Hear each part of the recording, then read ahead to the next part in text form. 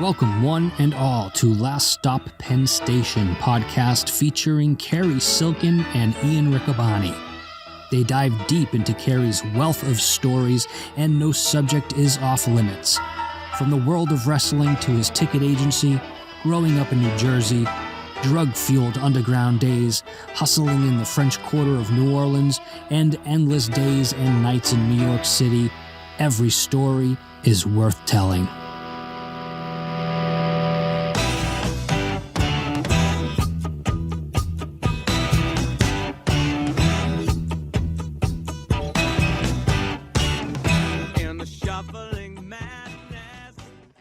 Happy Friday, everybody. Welcome to Last Stop Penn Station. Ian Riccoboni, Cary Silkin. Cary, we've had a heck of a week for Ring of Honor. It's gotten cold, though. We've had a cold spell here in Pennsylvania.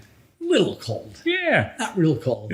But it reminded me of how shitty the past summertime is. Yeah. I had to close the back door the other night. Ooh. When hanging out, watching some TV. But I don't like that. But it's warming up again. We're still in our summer sizzler. We are still in the summer sizzler. And it was confusing because the kids went to school for the first time. They went to preschool. Well, correct me if I'm wrong. Yeah. Nora's 2. 2.5. Yeah. Yeah. And Zach's 4. Zach's 4. Yep. So I just, and it's only early August. Right. And they're open and ready? Well, here's the deal. The preschool we enrolled them in, they were going to start last September. And obviously with the pandemic and everything, that was put on hold. And they've been matriculating kids back in.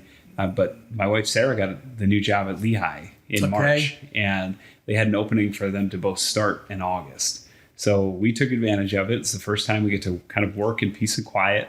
She goes down to Bethlehem. I work from home. And the kids didn't boycott? They tried. They tried poor Nora.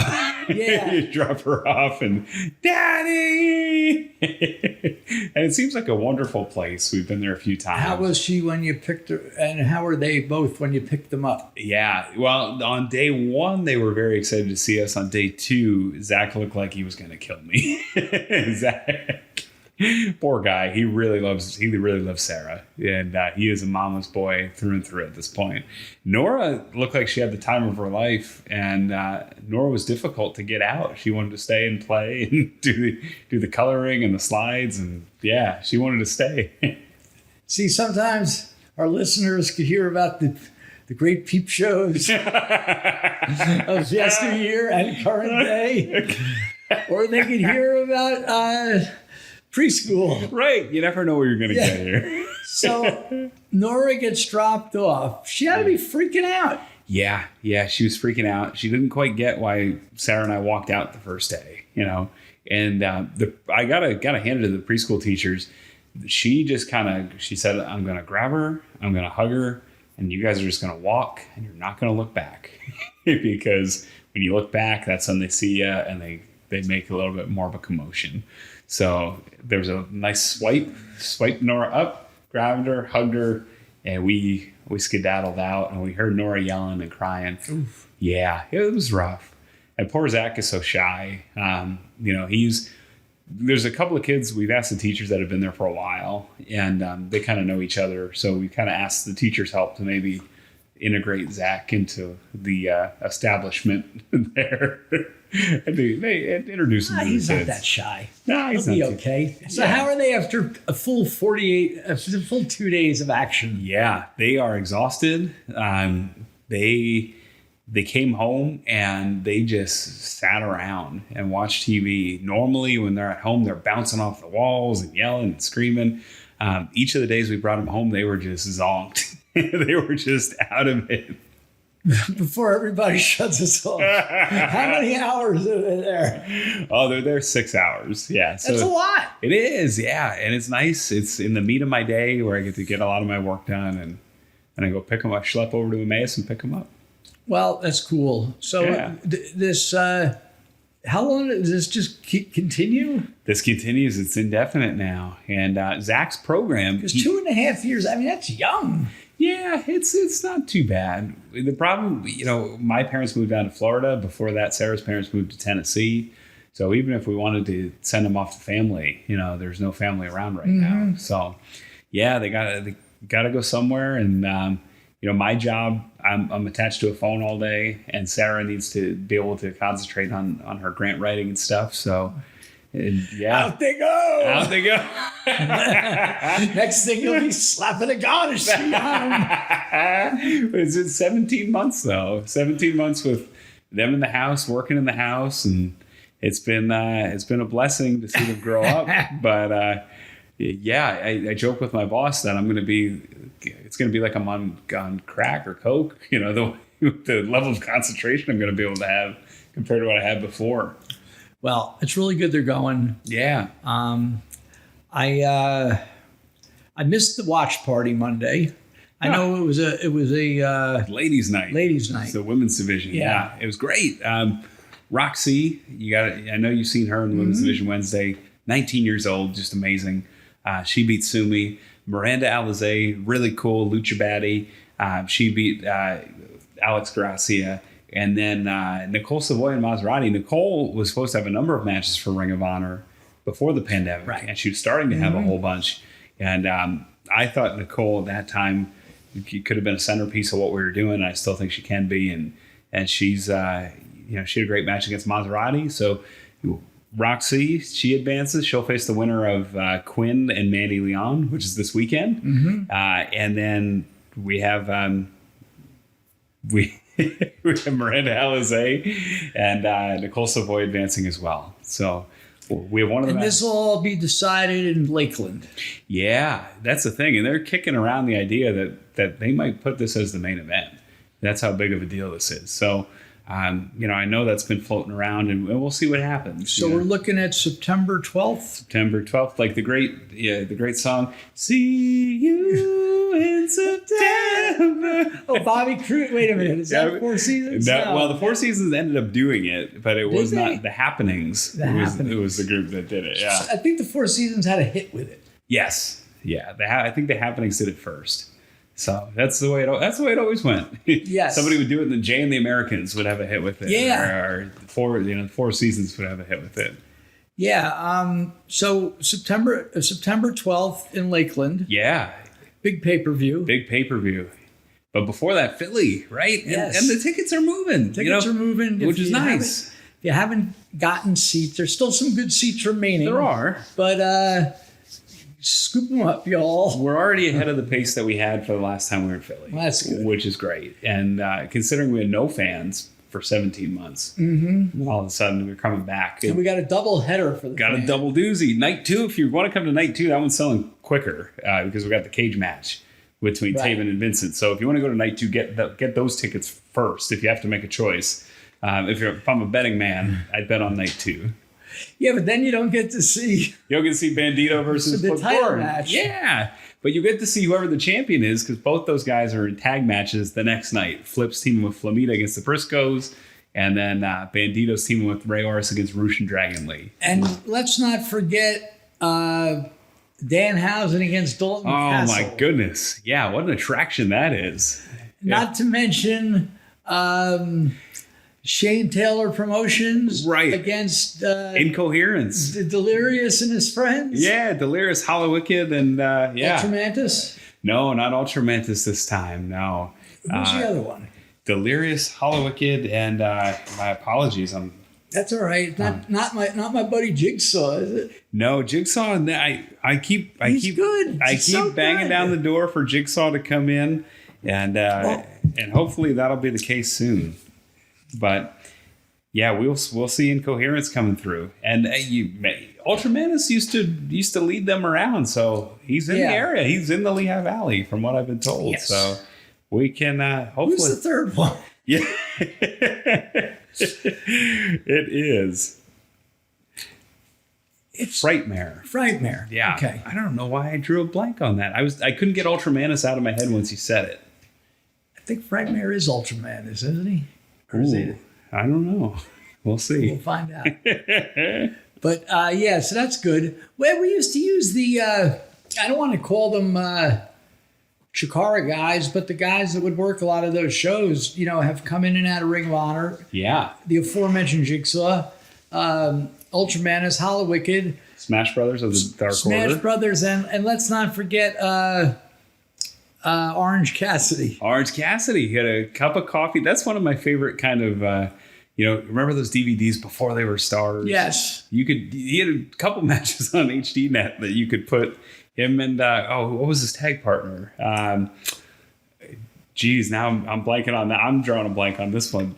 Yeah, There's another Chikara guy? Another Chikara guy, yeah. It was Orange Cassidy, and it was another colorful name. Leslie Butterscotch. Yeah, Leslie Butterscotch. Yes. Yes. Was Jason Blade in that group too? No. No? Okay. I'm trying to think of Leslie Butterscotch's real name. He's a good guy because I knew him through Sweeney. Okay. The hell's his name? I don't know. But I'll look. We're all flublunging. I'll tell you what. Hollow Wicked, last time he was in Ring of Honor, 2019. It was the last show of 2019. It was in the 2300 arena. He had a real great match against Mark Haskins. And a lot of people were asking, hey, when are we going to see more Hollow Wicked? And he really, really impressed. He's only had, I think, 12 matches in Ring of Honor. And so this is really neat for him to be able to come to the 2300 arena where a lot of those Chikara events were and maybe walk out a champion with Frightmare and Delirious. So that'd be something. Yeah. So that's August 19th and 20th? Yeah, 20th and 21st. 20th, 21st. Yeah, Friday and Saturday. Yeah. Okay. Yeah. Yeah, that's going to be good. So we got Philly and Lakeland. Yeah. Before we were on the air, I posed to Ian that I have a trivia question for him. All right. Uh-oh. If it was who was the third member of Incoherence, I failed. No, it wasn't that. Frightmare. AJ and I have been watching, we went from Sopranos to Breaking Bad, and now we're in Boardwalk Empire. Mm-hmm. It's really heavy. Yeah.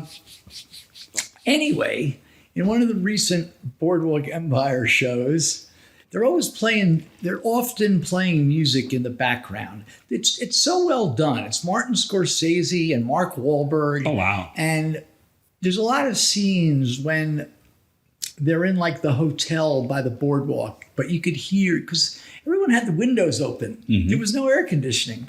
So you could hear the music that's going on outside, or they're in a club. And if they're like hidden in a back room, you could just sort of the music's muffled. It's just well done. Or in the house, in people's houses, this was the era when the Victrola first came out. Okay. Record player was a big deal. With the 78s? Yes. Okay. And the radio. Mm-hmm. So, I don't know how to pose the question to make it a question. We're just going to have to go on the honor system here. Sure. Have you sing a verse? Okay. You just have to tell me if you've ever heard. Well, if you know it, I'm gonna sing half the first line. Okay. And if you know it, you're gonna finish it. Okay. All right. That sounds good. Yeah. Ready? Yeah. Barney Google. Oh no. Man, and I knew. I hit the happenings earlier. I can. What era is Boardwalk Empire? 1920s. Oh, okay. Yeah. Well, yeah, but you know a lot of stuff. I know, yeah. All right, well. Barney Google. Barney Google. Barney Google.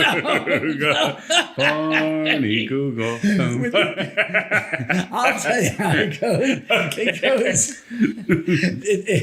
goes. It's sort of like a 4 discs like Quadrophenia. All at 2 minutes long. or like one line in the whole song. Barney. Barney Google with the googly eyes. Sounds like a hit. That's it. Wow. Now, do you know who Barney Google was? I mean, No, he's not the inventor. Go of ahead, Google. look it up on your phone. All right, I will do this. Don't tell me he invented something. No. The rotary engine. Well, don't feel bad because AJ didn't know. During the show, what tipped me off that something was up with the song was we heard it one time in one scene, and then it was on again in the second scene, and the show ended with that song with one of the characters singing it in a bizarre way. But if you'd be kind enough, now that you've done your research, maybe you could, unless you leave it to me. Mentions Barney Google. He was a character. Barney Google and Snuffy Smith. Right. Okay. They were comic book guys. Okay. Comic book heroes. Yeah. Right? So apparently very popular. This is pre-Batman, pre-Superman. Pre-Smokey Stover. Right. Okay. Pre-Disney. Wow. Okay. And Barney Google With the googly eyes. Yeah, was a comic strip guy. Okay. And they were able to get a top hit out of it. Wow. And so a fun try though. But anyway, Boardwalk Empire is so good. Out of all these shows, the detail to just with the scenes, the lighting, the characters, the shots, it's just they really put their time into it. The actors, they're all so good, and it's a lot to take in. It's a good thing I have AJ with me because at least 3 to 4 times an episode I have to stop it to say, wait a minute, who's that guy? Yeah. Or didn't that guy get killed? Or it's that kind of thing. Yeah. And but yeah, so we've been really enjoying that, and I've also been enjoying. There's a bunch of there's dozens of books written about Mickey Mantle, and there's many books written about Willie Mays, but there's only one book that's about both of them, and just their. First of all, they were the same age. Yeah. They came up in the same year. In the same city. In 1951. Yeah. They both came from very similar, although Willie Mays was one of the early black players. Regardless, their families came from a very similar background. Very impoverished. Mickey Mantle's father, they were from Commerce, Oklahoma. His father worked in the mines. He died the same year that Mantle made it to the Yankees. He got to see him in Yankee Stadium, and they worked wasn't the coal mines, zinc mines, maybe. Ooh. Yeah, and Willie Mays' father was another hardworking guy, and both Mantle and Mays' fathers had played ball, like semi-pro. Oh, wow. Just like baseball, Yeah. like Uncle Gunny said, baseball, football, swimming in the tank. Mickey, Mutt Mantle, and Willie's father was like, baseball in a tank. But Mantle's father was like more of a drill sergeant. And Willie Mays' father was, it was lighter. But anyway, the book's great. I know it was 70 years ago we're talking about, and you're a big baseball fan, and I know we're talking about two of the all-time icons, but the book just recaptures just what a simpler time that was. And, you can have heroes. Yet there was a lot of hatred and abuse. Mantle was labeled, he was 4F'd from the military. Oh, wow. Now, when Korea came around, they wouldn't take him because he ripped up his knee. And so the fans were mad at him because he replaced Joe DiMaggio. Right. So that's like, Right. they didn't like that right Yeah. away. And it took them, if you want to believe this author, and it seems that the guy knows his stuff, it wasn't until like late 50s till the people would stop, they would yell slacker. He hit 50 home runs. About 50. They'd yell slacker and draft dodger at him. Oh, wow. And Willie Mays, he came up in 51. Mm-hmm. And that was the year. What happened in 51? Bobby Thompson. Right. The Giants and the Yankees had the wait a minute. Was it? Yeah, the Giants and the Yankees had the 1-game playoff. Was it? That was game 7 of the World Series, I think. Where Bobby Thompson had the walk-off. You're right. Yeah. No. Well, That was a shot heard around the world, I thought. no.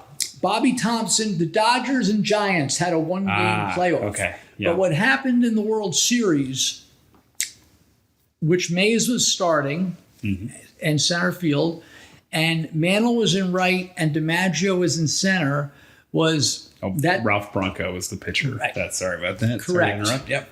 That's all right. But anyway, the Mays hit the fly ball when Mantle had that big injury.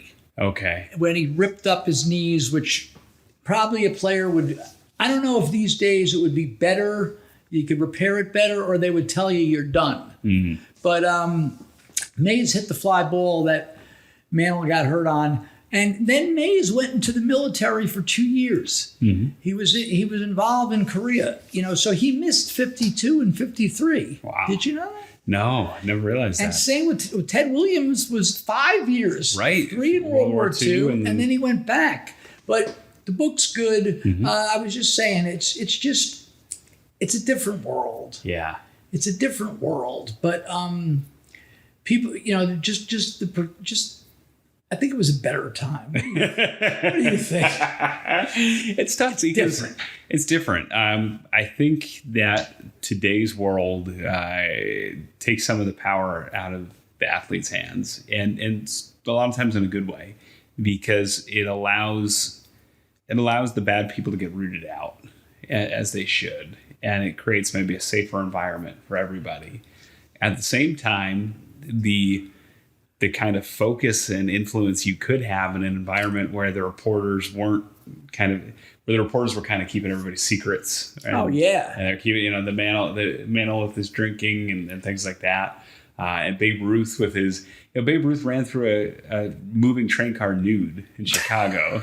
And only just once. Well, allegedly a couple times. It's in the textbooks I use at Holy Family, and they give the example that these reporters told the story, 25 years later after he was dead, but that it was a common thing. Apparently, he used to get naked and run through moving train cars. But who wants to hear that about the greatest baseball player of all time? So, yeah, I do think that. I think the element of kind of knowing who you're getting is better now. And I think there's more accountability now. I do think it limits who can become the tippy top. And if there ever will be it's kind of like in wrestling where, there was Hulk Hogan, but who's next? Yeah. There's kind of wrestling in general, but there's no top guy. I'm not that deep into the book yet. I'm up to the year 54 when Mays comes back, and but they knew in the case of Willie, they knew how good he was. Yeah, they just knew this guy is going to be an MF. and Mantle, despite that really bad injury, they knew he's hitting these ridiculous home runs, switch hitter, and even fast as you could be. Yeah, but plus, you got them both in New York City. Yeah. And New York City in the 50s, it was just a different world. Mm-hmm. And then in Brooklyn, too, you had Duke Snider. Right. Jackie Robinson. Right. Yeah. Right. I mean, imagine being a baseball fan then. Oh, crazy. And even the Phillies were good in the 50s. Right. So. And there were 2 teams in Philly. There were. The A's, yeah. The A's quickly became the Yankees farm system by the end of the decade. I'll shut up about Willie and Mickey in a second, but so in 52, when Mantle settles into the Yankees, because in 51 he was up and down, and then he got the injury. But in 52, he's on the starting team. So he gets an apartment with it wasn't anyone notable, but one of the other players, not a Yogi Berra. Yogi Berra was married and living in New Jersey, and not Phil Rizzuto. One of the other rookie-ish guys. They've got an apartment on 7th Avenue between like 53rd, right above the Stage Deli. Okay. Like 52nd, 53rd Street, something like that. Yeah. And this is like a complete country bumpkin. Like 19 years old, and he's running amok, in the city. And then he moved. He got married, which his father wanted him to do. He didn't want to do it. And they lived at the Grand Concourse. Grand Concourse in the Bronx near Yankee Stadium, where the courthouse is. Oh wow, okay. That was like ritzy. Really? In that, yes. Huh. And there was a building like 4 blocks from the stadium. Oh wow. That Babe Ruth stayed, and so these players would stay there, and it's really interesting. But it's just, it was a different world. Wow.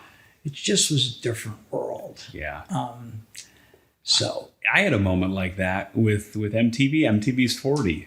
They turned 40 years old on there Sunday. You go. And even I'm old enough to remember them playing music videos, and their schedule on their 40th anniversary was 24 hours of one show. And it was not a marathon. This is a programming block that they normally do. It's a show called Ridiculousness. I know that show. Yeah, with Rob Dyrdek. I'm not going to watch it. No, and it's, and it led me to a book. It's I Want My MTV. It's good. It's on Kindle. I think it paid $16 for it. But I started reading it, and and then I went on a YouTube rabbit hole, and they have the first 2 hours of MTV's launch, which is really cool, kind of time capsule to see. And then wasn't the first song ever played "Video Killed the Radio Star"? Yeah, but there's an argument. There's an argument that shouldn't be considered the first song, because that had already been made. It had already aired on ABC's Hit Clips, or whatever ABC's music video show was, in '79. It was already 2 or 3 years old at that point. And there's an argument online that the very first video should be considered Pat Benatar, because Video Killed the Radio Star was kind of part of a bit, so to speak, and that it wasn't, it was intended to be part of a bit, and that it already existed, but Pat Benatar's song was like new, and that should be considered the first song played. Do you remember what song it was? I can tell you in a second. That's kind of one of the online arguments. And then all right, so MTV started in 81. Huh? 81, yeah. Wow. Yeah, and the video, You Better Run. Okay. Yeah. And it's interesting because I read a great article that said the argument that MTV is dead and doesn't play music videos first appeared in print in 1985. So by 4 years in, people were saying, nope, they don't play videos anymore, even though they had 12 hours or 16 hours dedicated to videos. Because do you know what show they started in reruns that led people to think that? Hold on. What show do they start in reruns? What, an MTV show? Well, yeah, it would air on MTV in 85. I give up. The Monkees. Oh! Yeah, they played Monkey reruns on MTV in 85. So, yeah. Yeah, I remember when MTV came on. The music that I liked was at a very minimal... Mm-hmm. I remember the Grateful Dead. Everyone would put out a video. Didn't matter who you were. Yeah. But with the Dead's comeback album, if you want to call it that, Touch of Grey, right? Yeah. Which was their only charting Billboard single. Right. They did some nice videos. Speaking of anniversaries, as we, a few weeks ago, we had Mike G on. Yeah. With Woodstock coming up to it's always an anniversary. Did you see on one of these streaming services, the 99? Yeah, I actually did see that. Jeez. That, I knew 99 was bad. 94 generally has a decent reputation. Nothing happened bad in 94. Yeah. And I think I figured out what the difference was. Well, they had better musicians at 94. Well, yeah, they paid more. They paid homage to the original Woodstock and the original, some of the acts that were there, or some of that era at least. Like having Santana or John Fogerty, and I'm leaving out a bunch of names, but sure. And in the 99 one, yeah. That was when the kind of the rap metal band started, the new metal-y band started to come through, and not a great look. Limp Bizkit. Yeah, they're terrible. And they just played Lollapalooza, and they sucked. They did. I watched some of it because it was on YouTube. And he looked like somebody that'd be calling the cops. What is that he was wearing? He looked like he was about 70 years old. Yeah. I mean, I thought that was a bit. Speaking of bits, I thought he was going to reveal that it was Borat or somebody. I didn't. Fred Durst. No, it's not Fred Durst. Sure enough, it's Fred Durst. If you know of any value or anything I'm missing in that in their so-called music, please let me know. Because I've listened to I've listened to everything from punk to rock to blues to jazz, hip hop. And sometimes I'll like something, but that is just garbage. I'll say this. At least he had a very pro-vaccine message and a pro... He did? He did, yeah. He had a very pro-vaccine message, and at least he's trying to get people vaccinated. And he's generally considered a good person, humanitarian, and charitable. So my mom always told me if I didn't have anything nice to say, so I'll say the nice things. I'm with you. I like a lot of music, and that never hit me in ways that other music does. Yeah, I mean, I don't see what the appeal is at all. Yeah, you can get angry too. Different strokes, different folks, right? But if I wanted the feeling that they're supposed to convey, I'd listen to Rage Against the Machine. Well, that's good. Yeah, and this is direct. I would agree with that. Yeah. Yeah, I mean, and some of the other bands, like Red Hot Chili Peppers, who I like. Yeah. They whatever. They had no chance. You saw the thing, right? I did, yeah. Do you think it's John Scher's fault? Ooh. I don't think so. Yeah. No, I don't think so either. It's so difficult because 94 did go well. And that's like, to the point. That's what I have the disconnect with. If you did it once and it went really well, I think greed drove a lot of the problems. Well, they must have made money. Yeah, they had to. But I don't know.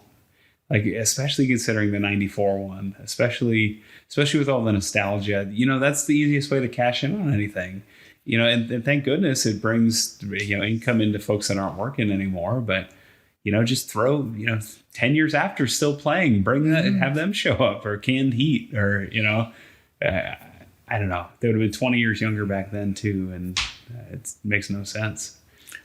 Well, it's nevertheless, it's good. Mike G told me that he spoke to John Scher recently. Really? And John Scher just said, they're burying me with this thing. Oh, geez. Yeah. Yeah. I left that with the impression that, I don't think it's his fault, but it didn't leave a good taste in my mouth about him in particular. Well, yet, as shown in the documentary, 6 or 9 months later, the Coachella Festival was very successful and had about the same amount of people. Yeah. I don't know why. And a lot of the Made in America never has an issue. Non-pandemic times, that's always a giant festival, and that always goes off seemingly without a hitch. Things like Burning Man, where there's clearly more experimentation with drugs, or at least that's the illusion that boring white guys like me have been led to believe. Those always go off without a hitch. That 99 Woodstock is just a mess. So Yeah. Well, there's no Woodstock this year. No. Would it be Woodstock's 62 or 52 rather? Woodstock 52. So originally, I realized we never spoke about our second was. Cary's asking for time cues. Was that 35? Yeah. I was looking back at our episodes, and I was figuring like, I've talked about everything, but there's a lot I didn't talk about. Yeah.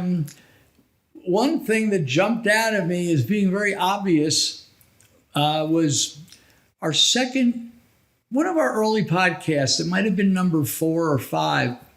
It was a combination of the return of the camel, Right. and Ring of Honor goes to Japan. We need a good artist with like the camel on a rocket ship. No, the camel in his little motorcycle with the sidecar with his wife driving, like taking off to the Orient. There you go. But I never talked about our Ring of Honor second trip to Japan. And the only thing I think I know about this is that Larry Sweeney ended up on a talk show, because I remember talking about that during the Larry Sweeney tribute. Yeah. But Yeah. That's the only. So I'm very curious. How did that come together? Were you asked back by Noah, or were you? Well, as you know, the first trip we had Noah in Tokyo, and they did a good job in selling the tickets. And then we took the bullet train to Osaka. Okay. And it was Dragon Gate met us. They were fine. And and that's important. The context is important because Noah was the top dog in Japan at that point, even bigger than New Japan. And Dragon Gate was kind of up and coming. They used a lot of young, fast athletes. Right. And they were kind of the sexy underground. Right. They drew a different crowd. They did. But that normally wouldn't have happened politically. So, and we talked about how they didn't like each other at all. And they knew that. We knew that. I think Noah would have rather that we weren't working with them. Right. But they were very polite to us, and they liked our relationship with us. So when we went back, so on the first trip, first night Tokyo, second night in Osaka, both of them were relatively successful. And you know what? Did we talk about this with the dinner? I believe we told the dinner story. Yeah. Right. I didn't really tell the wrestling part. No. It's important. You told the dinner story on how the relationship dissolved, and we can go back to the previous episode on that. So this second trip, it was, I don't know how this got arranged, but it was the 2 nights in the Noah building. Okay. And one night with Noah hosting it, and the second night with Dragon Gate hosting it. And there was a lot of mistakes made leading up to this. And he's a good talent, and he has a great Ring of Honor pedigree. But at the time, he wasn't the right fit at the time. Gabe was pushing Jimmy Jacobs. Okay. And when we went to Japan, Jacobs was like positioned like above Nigel and Brian. And it just didn't work as, you know, a main event draw. I think he was in the, I'm not even sure, but if Marufuji had the belt at the time, I'm not. Yeah, I believe he did. I'll double check that. But Jimmy was in the title match, and as you said, Sweeney got to go. He accompanied me, and Sweeney and myself flew over from Newark, using my American Express points to sit in first class. Wow. To to put a little bit, make a bad situation a little better. Yeah. I mean, 14 hours on a plane, even in first class, Oh yeah. for me, is not good. No, even those England flights for me. I've flown first class with the lay down bed and all to England, and that's only 6, and that's miserable. Right. Can be miserable. Yeah, and this was the 2008 Yes. the Tokyo Summit, September. Okay. Yeah, at that time, I'll give you some of the. These are some loaded cards here. It included Kanemaru versus Bryan Danielson for the junior heavyweight title. Marufuji Nakajima versus Kenta and Kota Ibushi. You looking at night 1 or 2 or both? I think I have both. Roderick Strong versus Kensuke Sasaki. Nigel versus Jimmy. Nigel versus Jimmy for the world title. Okay. That was the main event. Yeah. Was that the first night? Believe so. Kota Ibushi's here. Yes, I believe this is. Yep. It was night 1. Well, I guess I have sort of told this story, but we'll tell it again. Sure. On the second, the Dragon Gate company did not sell any tickets. Wait a minute. So the first night was the Noah show. Right. And that's a cool card. Naito, of all people, is in the dark match, by the way. Right. Kicking off his career. And yeah. And we did okay. It was the TV show. Yeah. How'd you get on the TV show? Remind us. We land in Tokyo and we're met by Rue. Right. And Ken. And it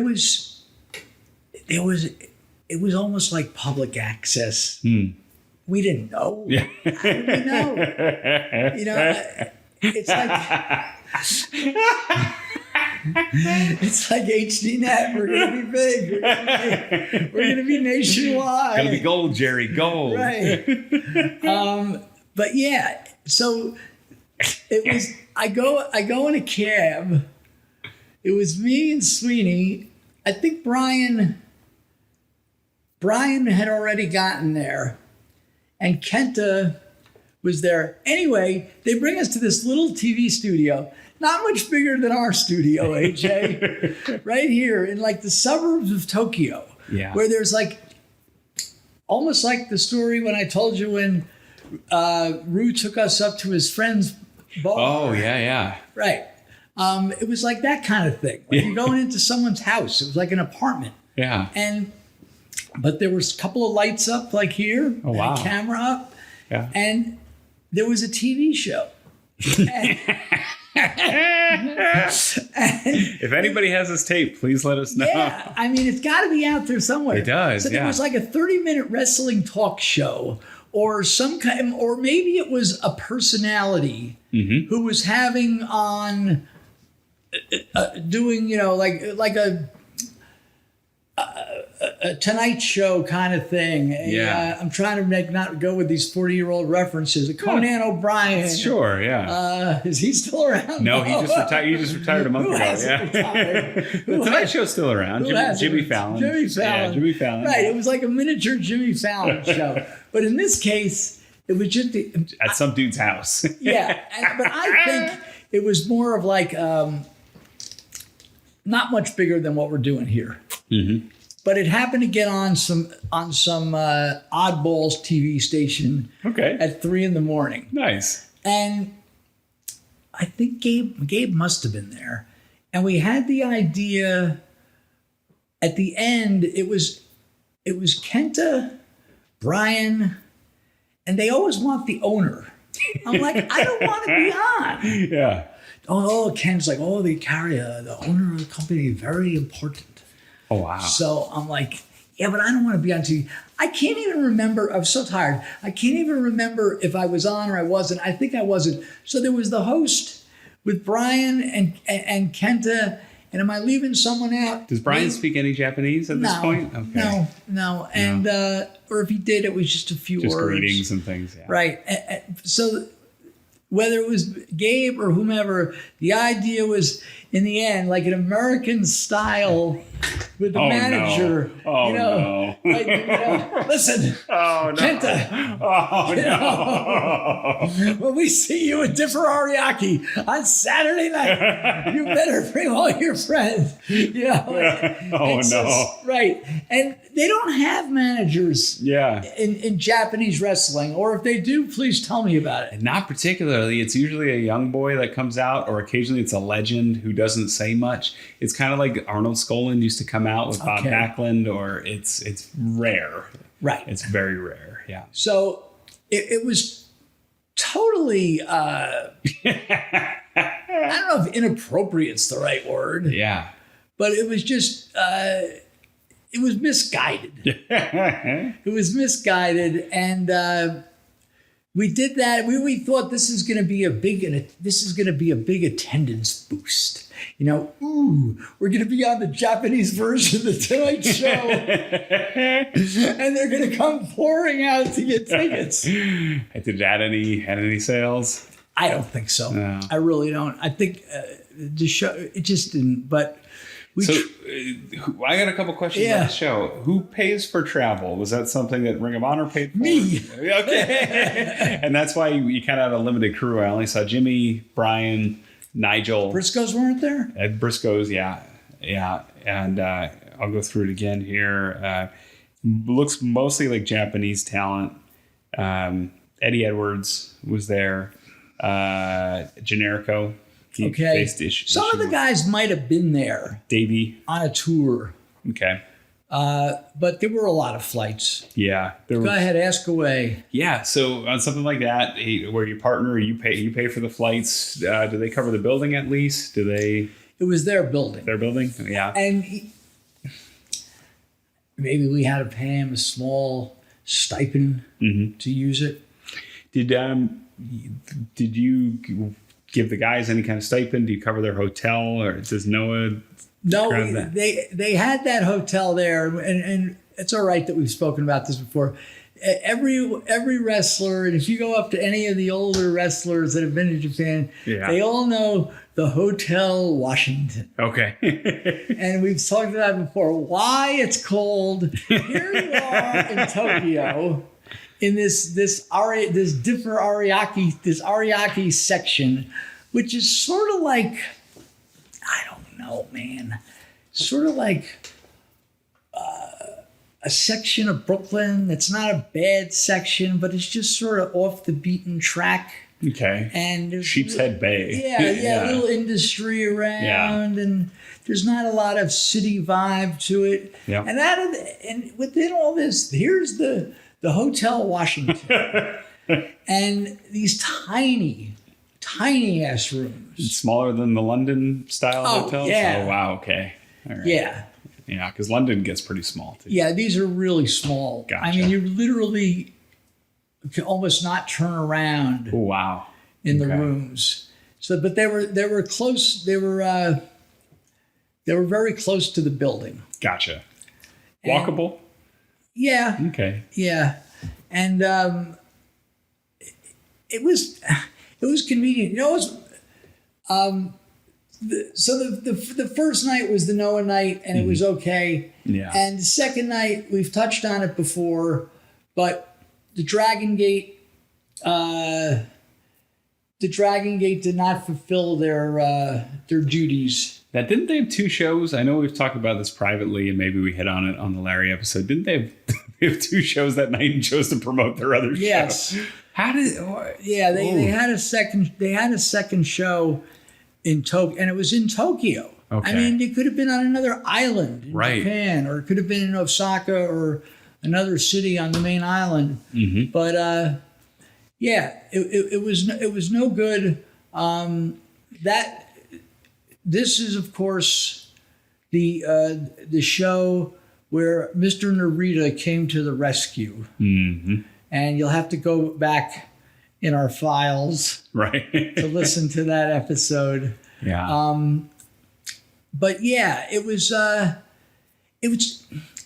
too hard to shake this off. You would think I'd be having a good time. It was the middle of the summer. Mm-hmm. And it's like, well, we have 5 days in Tokyo and we could have fun. And we had a little bit of fun. Yeah. But when you know there's a looming financial disaster coming your way, Yeah. like a freaking iceberg. I get that way even with the preschool. I know it's going to be an extra expense, and we can afford it. We're fine. You know, it'll be at the end of the day, it'll be nothing. But I know it's coming, so I get that. Oh, I'm going to have to pay for the preschool thing. You know, I get it. I can't even imagine. Are we talking a couple thousand, tens of thousands? No. Well, thank God for Mr. Narita. Right. And you could go back to listen to the Mr. Narita episode. But yeah, it was, listen, it's all part of the journey. Yeah.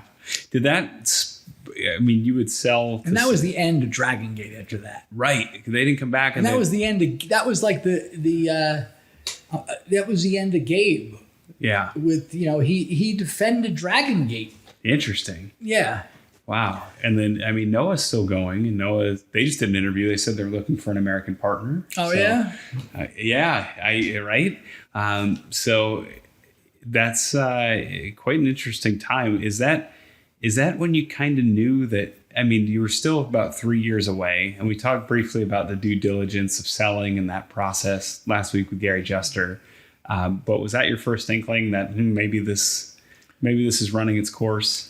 No, I knew before that. Wow. I really did. I mean, I knew going back to 2006. Yeah. I remember being in Chicago. Even after that big money-making weekend in 2006? No, well, I remember the winter, or maybe it was the winter of 2007, and we were in Chicago, and it's like negative 10 degrees. Oh, yeah. And it's costing a fortune to run this thing. Yeah. And I remember talking to Sid and saying, look, but whatever, we held on. Yeah. Thank God that the ticket business was good back then. Right. And was able to maintain. We'll have to go back and look at some of these. Jeff Schwartz does the other podcast. Right. With Hagedorn, where they go in to great detail. Right. I don't know how the hell they how Hagedorn remembers this stuff. Or maybe he's Hagedorn. You might be making up. No, he's not.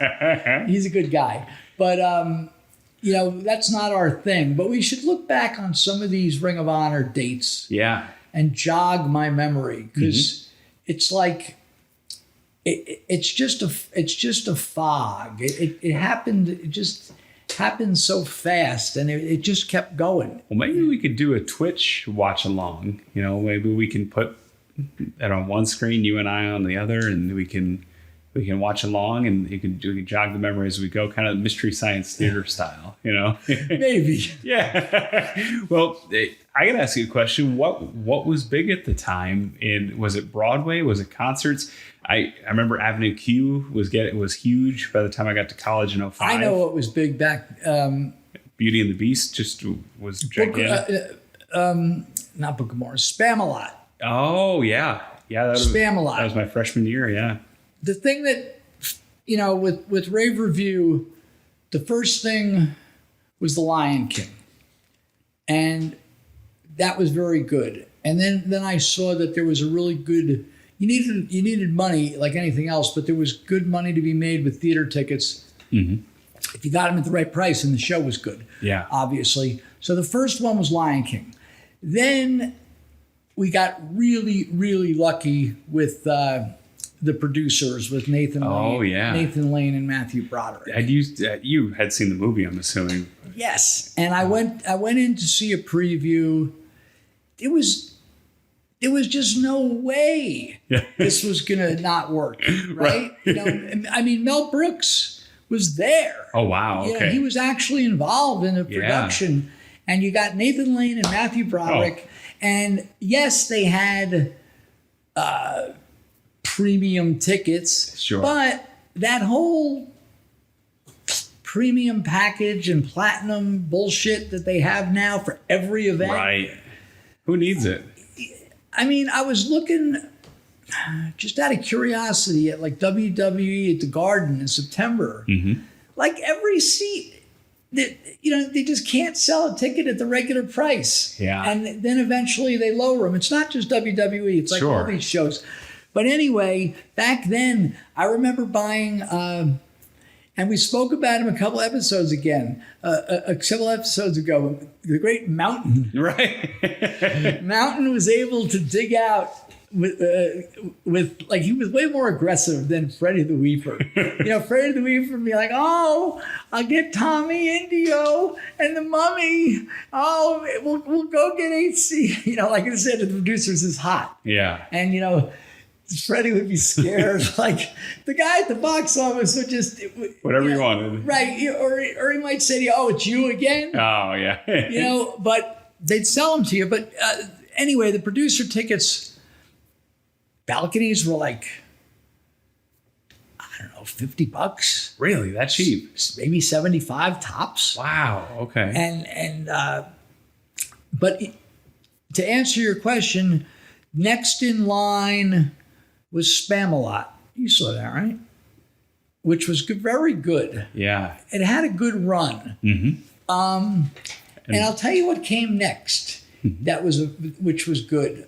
Jersey Boys. Okay. Yeah. Wicked, would that have been? Wicked was good too. Yeah. But I didn't really. It's funny. Most of these shows, the Hamiltons, the aforementioned ones, they just come out of the gate blazing. Yeah. Wicked, it took like a year and a half. Oh, really? For it to really pick up steam. Okay. It's like all these women, ladies. Did you ever see it? No. I love The Wizard of Oz. Yeah. I tell people it's like my favorite movie. Mm-hmm. But it has no resemblance to my Wizard of Oz. Sure. Yet all the same characters are in it. Okay. So how could that be bad? Yeah. It just didn't click for you. Didn't click for me, but it's extremely popular. But it was one of these shows, and I'm trying to think of another one, but it took like a year and a half. So I got on the Wicked train, and then I jumped off it. Okay. But I was wrong. But it's very rare to see something like that. But Jersey Boys was good out of the gate. And so by the time we were in Japan,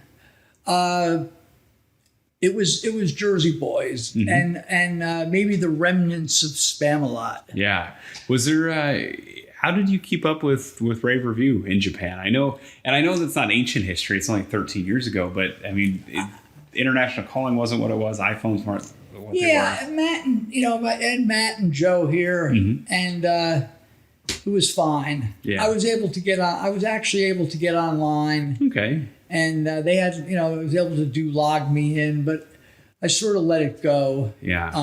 And everything was covered. Everything was simpler. Yeah. So. Do you have any good Todd Sinclair stories from Japan? Yeah. Yeah. Only that he was terrified of that when we were hanging out at that gay bar. Oh, Dragon Men. The Dragon Men. Yeah. Which was it was the friendliest bar. Yeah. And it didn't have any. If we walked in there now, you might not even realize it's a gay bar because it had a mixed clientele and it had that open air, like, when you see in New York City, like the Irish pub kind of thing. Yeah. And when it's summertime and you see people having a drink and smoking a cigarette, it looks very appealing. It had that kind of look to it. And it had that. So, Todd just was not comfortable. No one bothers you. Yeah, no, I would imagine I would be like that, not in a gay bar, but just in a country where I didn't speak the language. Nah, you'd have been comfortable there. Yeah. You'd have been fine. Yeah, I guess I was fine in Montreal. You'd have been fine. It's all mostly French there. Places we were at. Yeah, Todd. Was Bobby there? Oh, yeah. Do you have any Bobby stories that we could tell? None that I could tell. Okay, that answers more questions just by that statement. Thank you. And that the story of how you kind of came out, at least almost on a level playing field with money, is amazing. Yeah, if you want to hear, I don't know, it's probably 10 episodes ago. Yeah. About the nice Mr. Narita. Yeah. And yeah, it was just a crazy story. So I don't know. We'll have to look back on some of these other Ring of Honor stories that I haven't told. Like you just mentioned Canada, like the first time we went to Toronto and Montreal, and Kevin Steen and Generico thought like Montreal, we're going to have thousands of people because they know what to do. And we'll talk about that next time. Okay. Oh, that'd be great. Yeah. And there's some oddball shows too. There's the one with Dragon Soldier B. And I'd love to know about how he got involved. And who's Dragon Soldier B? Right. See, it was the first time Ring of Honor partnered with New Japan. They had sent over a man named Dragon Soldier B. What year? 2006, I believe. Okay. It was Best of the American Super Juniors or something like that. I know I got the name wrong, and I should know that. But it's all right. No, I should know it. yeah, so that'd be a fun one to tell. And then 2008 in particular is a really fun year to talk about because it seems like it was a huge transition. The whole wave of guys had gone to TNA and to WWE, and there's all these new guys like Steen and Generico and and Claudio was Adam making a big Pearce name. replaced Gabe, and it was a whole different landscape. Yeah. There's plenty to talk about it, and we will. Oh, it sounds great. And last question on Japan: any good peeperies by Dragon Man? Was there any peeperies in Dragon? Better. Wow. Hey, wow. Better. Wow. Conversion rate was good? No. Better than peeperies. Oh, okay. They had this. It's like a chain. It's like McDonald's called the 21 Club Bathhouse. Wow. Okay. Yeah, and they had. There was one conveniently located in the Shinjuku area, so I just had to go take a look to see what this bathhouse thing is all about. You know what though? I mean, if you didn't want to, it was really nice. You just get a nice bath, right? Exactly. I saw, not to diverge too much. You ever see the movie Shower? No. It's a nice movie. It's got a really heartwarming message. It does. It's nice. It's from the year 2000. And it's in Japanese, but it's got subtitles. And we rented it by mistake when I was about 14 years old. They gave us the wrong movie at Blockbuster. We got home, we put it on, and we watched it. It's a story of an old man in Japan who owns a bathhouse. And he's got a mentally challenged son. And his big successful son comes from the big city and helps him come run it in the suburbs. And the big son learns that he's working too hard and that he needs to be nicer to his mentally challenged brother. And he gets to spend the last days with his father. It's a really heartwarming movie. Well, I'm sure he wasn't working at 21. I did not get that vibe. No. Well, it was a nice place. And once again, for the fifth time, we've spoken about these things, but especially in these red light areas and party areas, not every place, most places didn't welcome the gaijin. The non-Japanese clientele. Interesting. I don't know if gaijin's like a bad word. Yeah. Like in Yiddish, there's a word, and we just saw it in Boardwalk Empire when for non-Jews. Gentile? No, it's nasty. It kind of like gringo? Yeah. What the hell is it? Anyway, so they don't. I don't know if gaijin is in the same league. I think it just means foreigner. I could be wrong, but I think it's a safe way to say foreigner. All right. Well, they give you the big X. Oh. At all these places that don't want, and it's not just Americans. Yeah. There's a lot of Europeans and other people, but for every place that doesn't want the business, there'll be another place that'll be come over here, folks. Yeah. Do they have barkers like they did in Times Square? And that's a legitimate question. It sounds like a joke, but do they have folks? No, but yes and no. Okay. They had, and I saw this in Osaka more. In that Kabuki Cho, when I said to Ken, "Oh, what about Kabuki Cho?" "Oh, Cary, who told you about Kabuki Cho?" Who did tell you about Kabuki Joe? The Frommer's guy. That's right. I should have known that. That's yes. right. Yes. So yeah, they had the girls.